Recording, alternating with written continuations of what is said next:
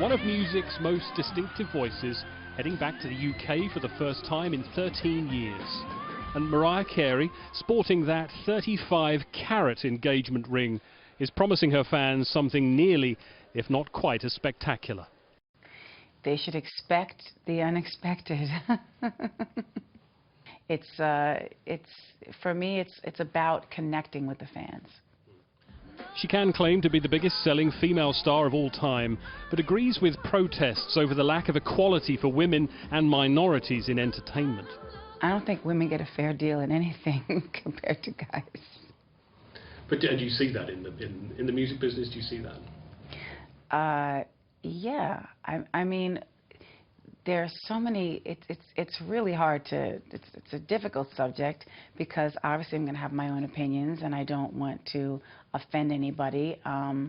But it's obvious that women and minorities have had to fight for trying to get equal opportunities for ages. So I mean, how can you not agree? It's true, you know what I mean? People have very valid points that there's not enough diversity.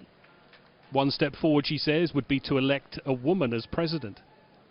I'm just an entertainer, but I'm a fan of Hillary. I'm a fan, of course I'm a fan of Hillary. Of course I would love to see a woman president, She's less enthusiastic about that other front runner. The other American who everyone is talking about in Europe, I'm sure you know, is Donald Trump. Have you been following what's going on with his world? Do you think he'd be a good president for the United States on the world stage? I'd like to abstain from that question. Next question. I'd like to answer that question.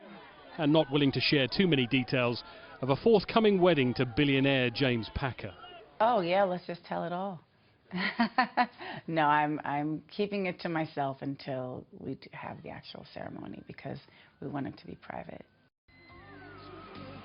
On the music, though, she was very vocal. The tour will be a romp through the highlights of her career, and for fans, that's the sweetest sound of all. Greg Milam, Sky News, Los Angeles.